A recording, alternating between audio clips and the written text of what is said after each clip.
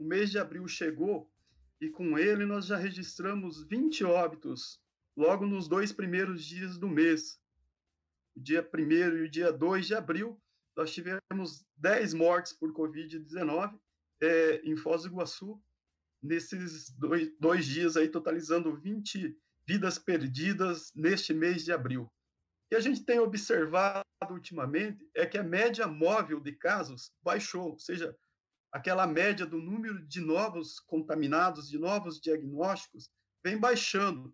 E isso foi positivo para aliviar um pouco a ocupação de leitos de UTI. Se no mês de março a gente passou boa parte dele com a ocupação de UTI de 100% ou acima disso, agora nós descemos ao patamar de 88% de utilização das vagas de unidade de tratamento intensivo aqui em Foz do Iguaçu. É um patamar ainda muito alto, mas já é um alívio aí em relação àqueles números que a gente vinha somando no mês de março inteiro, praticamente. No entanto, contraditoriamente, a letalidade da doença vem aumentando. Foz do Iguaçu atingiu um índice de 2,04 de letalidade, que é uma proporção aí, né, do número de casos de pessoas contaminadas com o número de mortes. Isso nos coloca num patamar acima da média do governo do estado do Paraná. Foz do Iguaçu sempre estava abaixo, né, do Paraná nessa comparação, e agora nós superamos aí a média estadual.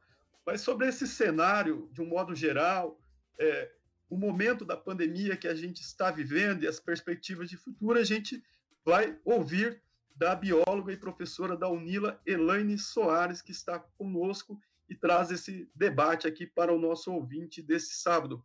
Bom dia, professora. Seja bem-vinda ao programa. Bom dia, Paulo. Bom dia a todos. Vamos conversar um pouquinho. Então. Legal. Professora, como é que a Unila faz esse monitoramento da Covid-19, da pandemia, aqui em nossa cidade, em Foz do Iguaçu? Explica para a gente um pouco esse processo. Bom, a gente tem, né, o GT de projeções desde maio, junho do ano passado, né, é coordenado pelo professor Ricardo, e aí, em julho, a gente lançou o nosso painel Covid lá na página da Unila, e desde antes disso a gente vem acompanhando o boletim diário, né, daqui da cidade, a gente também acompanha o do estado, para ver a situação da nona regional, e o do Paraguai também. Né? Do Paraguai agora está um pouco mais complicado, porque vários dados não estão mais sendo divulgados, atrapalham um pouquinho nossa análise. Mas aí, com base nesses dados diários, a gente consegue gerar alguns resultados descritivos, né, que são gráficos que a gente conversa semanalmente sobre eles, e consegue também gerar algumas coisas analíticas.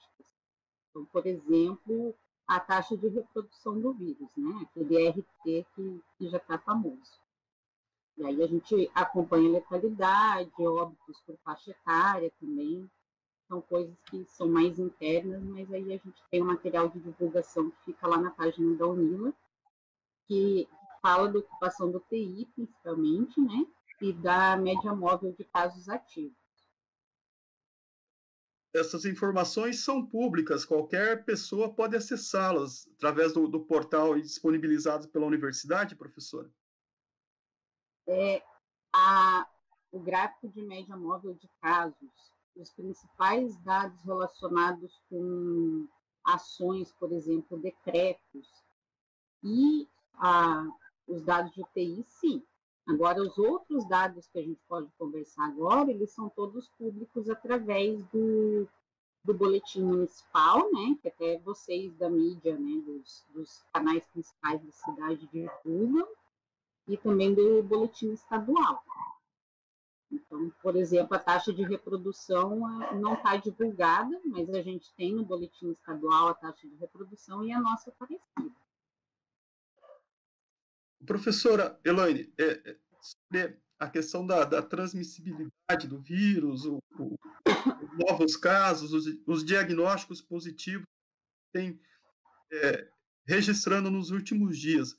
Houve uma diminuição, inclusive, que uma diminuição do número de novos casos, inclusive o poder público municipal abrandar algumas questões aí relacionadas a restrições, né, que estavam ocorrendo até então, como, por exemplo, o chamado lockdown de final de semana, que esse final de semana não teremos e é atribuído, em parte, a essa redução do número de casos. Queria que você explicasse para a gente por que está acontecendo uma diminuição do número de novos casos de Covid-19, porém a letalidade está aumentando, né? Nos 2 primeiros dias do mês, aí a gente tem 10 casos em cada dia de mortes, de pessoas decorrentes aí da Covid-19. Houve uma pequena baixa aí na taxa de ocupação hospitalar, mas as mortes aí continuam num patamar bem elevado. Como é que você faz a leitura desse quadro? Bom, eu acho assim, eu acho que o mais complicado, né, da Covid-19 que a gente entende fazer a leitura é que é uma leitura de muito longo prazo, né? Então, eu até fiz uma conta aqui baseado nos valores médios para cada um dos eventos. Então, pensando assim, a relação entre a pessoa se infectar e ela aparecer como doente. Isso leva, em média, 5 dias. Para mais e para menos, né? De 2 a 14 dias, mas a média é 5 dias. Então, se eu me infecto hoje, só daqui a 5 dias eu vou começar a manifestar sintomas em média, né? Depois desse início dos sintomas, eu vou passar ali como 10 dias ativo. O que isso quer dizer? 10 é o que tem aqui da prefeitura, tem outras prefeituras que colocam 14. Quer dizer que por esses 10 dias eu vou estar apresentando sintomas e também eu vou estar dispersando o vírus, né? E por isso que é tão importante o isolamento, para a gente não dispersar o vírus. Mas também algumas pessoas, antes de manifestar sintomas, ou mesmo sem manifestar sintomas, elas já estão dispersando o vírus. Então, daqui a 3 dias, eu já posso estar dispersando o vírus e eu nem sei que eu estou doente. Então, quanto mais eu circular, maior a chance de eu dispersar esse vírus para alguém, principalmente se eu não estiver tomando os cuidados básicos. Então, são 5 dias até eu aparecer como sintomática. Se eu for agravar, vai levar em torno de 11 dias para esse agravamento. E um estudo que saiu semana passada, que foi feito com 3.034 internamentos, coloca mais ou menos 22 dias de tempo de internamento, com 11 dias em UTI. Então, uma única UTI, ela vai dar para 2 pessoas e meia, mais ou menos, por mês. Né? Então, se a gente tem mais casos, também vamos ter mais doentes agravados e uma maior ocupação de UTI. Então, a conta que eu fiz, dia 28 de fevereiro, começou o nosso lockdown, aquele primeiro do Paraná, né, que fechou todo o serviço essencial. Aí, uma semana depois, abriu em 30% e passou a ter os de fim de semana. Então, se eu me infectei no dia 28 de fevereiro, a minha alta hospitalar, seguindo essa média, seria em 7 de abril. Seguindo essa média de 5 dias até ficar doente, 11 dias até agravar e 22 dias até sair do hospital. Então, aquelas pessoas que se infectaram lá, quando tinha muitos casos, elas ainda estão no hospital, por essa média. Então, isso demora, né? E o óbito a mesma coisa. A gente vai ter aí, deu 38 dias essa conta, a gente vai ter aí mais de um mês até aqueles casos lá de quando a gente tinha muitos casos começarem a se converter em óbitos. Tá? Então, a gente ainda está com aquela herança. Aí, outra coisa que a gente avaliou aqui. Com relação à aceleração da doença, o nosso pico de aceleração desse ano foi no dia 21 de fevereiro, quando tinha uma semana que estava com uma média de 99 casos por dia. Não era a pior semana. A pior semana foi a que teve 282 casos por dia, que foi a primeira semana de março. E que também é a semana que teve, aí no dia 10 de março, assim que acabou essa semana com o maior número de foi a semana que a gente teve a maior desaceleração de casos. Então estava lá em cima ainda, na outra semana continuou alto, mas aí depois começou a cair, e agora a gente tem essa média aí, e a de ontem estava em 115 casos por dia, tá? Mas a gente está em uma estabilidade. A gente está numa aceleração linear, o que quer dizer que não está caindo. Então, fazendo essa análise de aceleração, não está caindo. Ou seja, nós temos uma boa notícia aí, que os números de casos não são tão gigantes como eles vinham sendo, né? Com momentos aí que a gente chegou a ter 400 casos registrados num único dia, Sim. Mas a gente não está revertendo o processo da pandemia. Não. E se a gente for comparar a média de casos por dia em julho, que foi aquele mês que a gente considerou o pior de todos, foi de 79 casos por dia. Então, agora a gente está em 115. A gente está muito mais alto do que aquele momento. E com uma diferença dessas novas variantes, né? Isso é um elemento da análise de vocês feita aqui na cidade.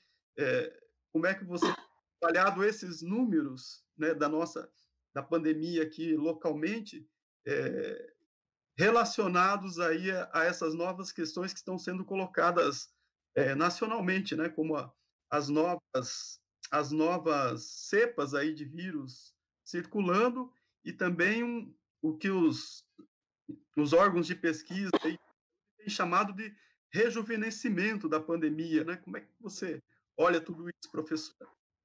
Bom, a gente não tem aqui no Paraná a última análise que foi feita de genomas, né, a vigilância genômica, foi feita para a segunda metade do mês, de março.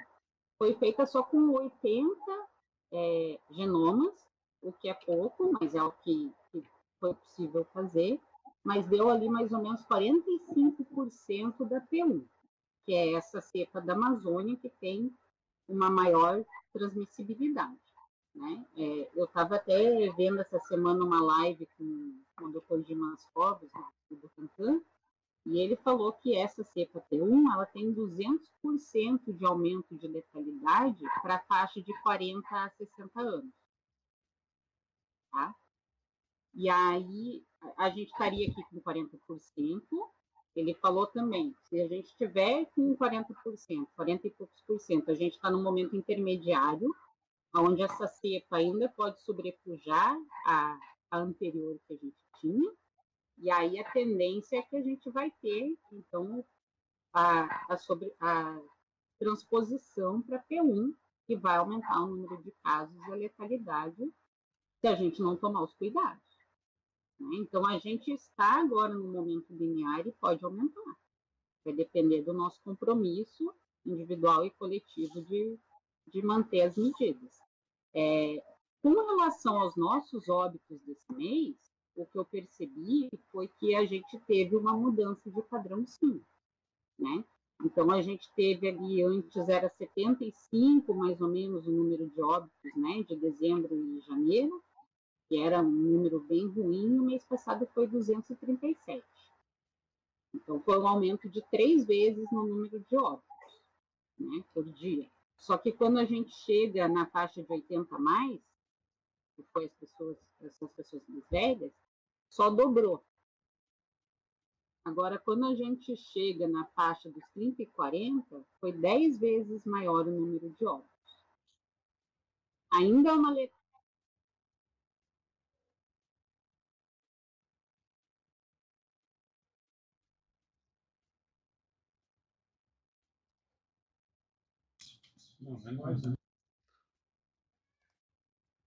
Oi, professora, está me ouvindo? Agora sim. Então, então, se a senhora puder retomar a sua fala, quando a senhora fazia a comparação do aumento do número de mortes por faixa etária, né?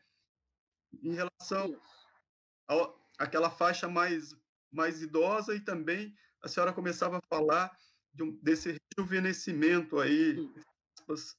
Gostaria que a senhora retomasse aí desse ponto. Então, assim, janeiro, fevereiro e dezembro, a gente teve mais ou menos 2,5 mortes por dia, tá? Que deu 70 e poucas mortes no mês, lógico que fevereiro é menor, e aí em março a gente teve 7,6. Então subiu em 3 vezes, né? Então, fevereiro comparado com março subiu em 3 vezes o número de mortes.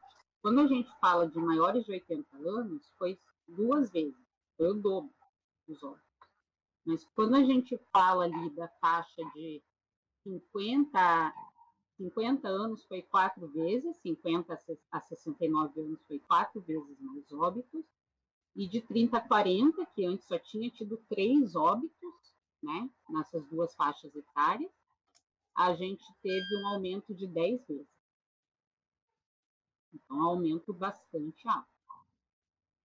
A gente tem realmente esse rejuvenescimento, e se a gente vai no boletim estadual, a gente vê que 50% dos internados não são idosos, né? Lá nas comorbidades tem idosos 50%. Quer dizer que quem não é idoso é o outro 50% dos internamentos por Covid no Paraná. Então, a gente tem bastante gente nova internada. E aí, assim, são dados que estão lá no obituário, que estão no boletim que vocês recebem também, né? Que vocês divulgam diariamente. Então, quem quiser acompanhar, assim, para esclarecer os dados, eles estão lá. Okay. Professora, dentro dos estudos, do levantamento que vocês têm feito aí nesse trato aí com os indicadores da pandemia, você falava que o trabalho de vocês abrange também fronteira, né? Vocês têm uma avaliação, uma consolidação de números, assim, que tratem dessa nossa região de fronteira, que muito se atribuiu aí a vinda de moradores do Paraguai, né, o que teria provocado um aumento da procura hospitalar e, consequentemente, todos os efeitos aí que a gente conhece. Né? Vocês trabalham com esses dados? Vocês têm elementos de até onde isso está expresso em dados, está expresso nos boletins que são feitos diariamente? Como é que a gente pode entender esse fenômeno aqui de fronteira, aí pensando a pandemia e a procura por atendimento hospitalar aqui em Foz? Bom, nos dados de boletim, não tem essa informação. Né? Eu não tenho como acessar essa informação nos dados de boletim. O único lugar que eu consigo ver isso minimamente, mas eu prefiro não olhar, é no obituário. Né? Que aí a gente consegue ver lá onde a pessoa foi enterrada e dá para ter uma ideia da origem geográfica dela. Mas o diretor do municipal falou no jornal de ontem, ou de anteontem, agora eu não me recordo, no Jornal do Almoço, que eles fizeram uma investigação dos domicílios das pessoas que estão internadas e deu em torno de 15% de pessoas que não tinham o domicílio no lugar que estava escrito que era o domicílio delas. Então, talvez indique uma certa quantidade de pessoas do Paraguai aqui.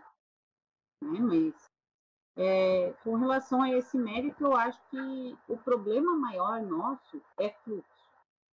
Independente dos paraguaios estarem sendo internados aqui ou não, ou os brasileiros que moram lá estarem sendo internados aqui ou não, se a gente pensar humanisticamente, né, todo mundo tem direito à saúde. Pelo menos esse é o meu ponto de vista. Mas quando a gente aumenta o trânsito, tanto na fronteira quanto com relação ao resto do país, a gente tem um aumento no número, na interação entre pessoas e a tendência ao aumento do número de casos.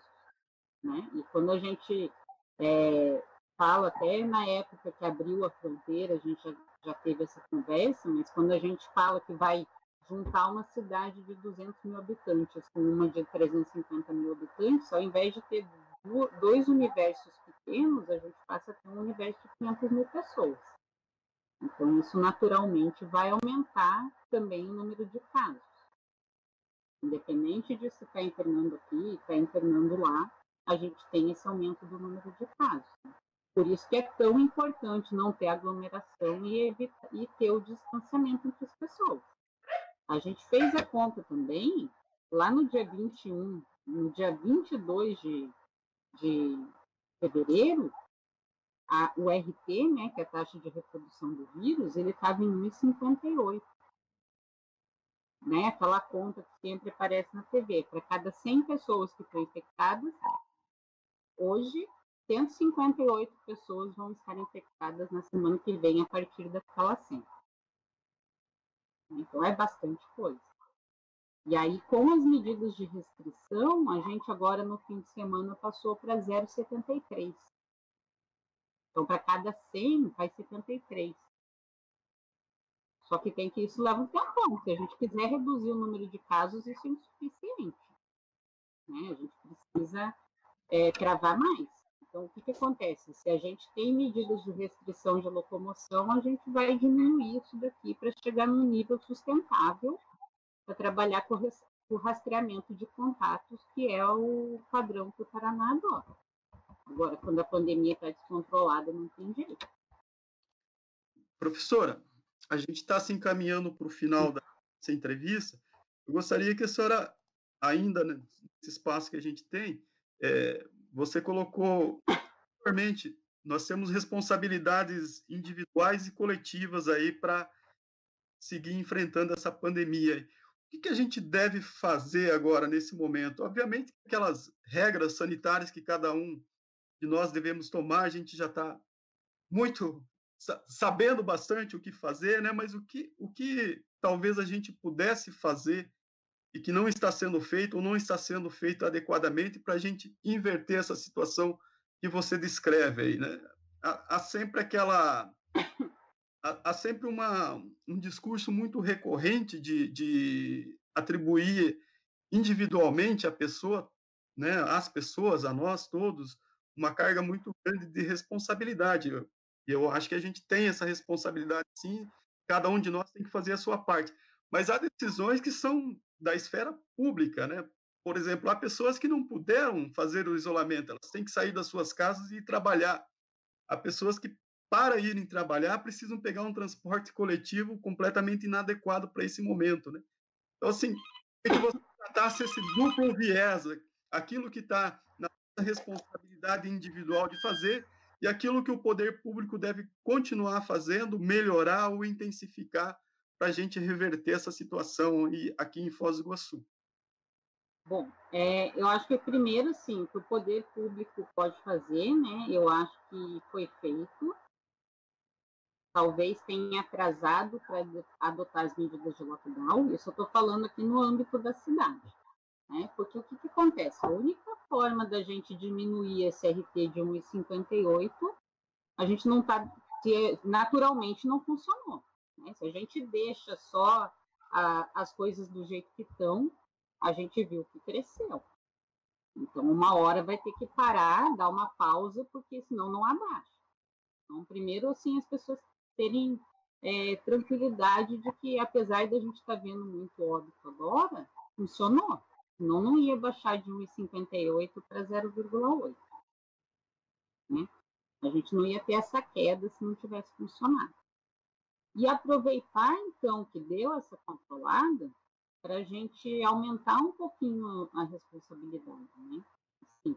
E a outra coisa, quando começou, lá no dia 21 de 2, a UTI estava em 89%. Foi esse dia aí que teve o pico da aceleração. E eram 95 leitos. Agora a gente voltou a 90 e pouco, que é muito alto ainda.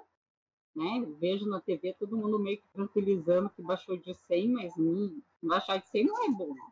Bom é baixar de 80. Né? E a gente tem 125 leitos. Então, foram 30 leitos a mais que foram adicionados aqui. E que bom que deu para fazer isso. Né? Fora aqueles extras que a gente viu que estava além. As UPAs também convertidas à emergência de Covid e tal.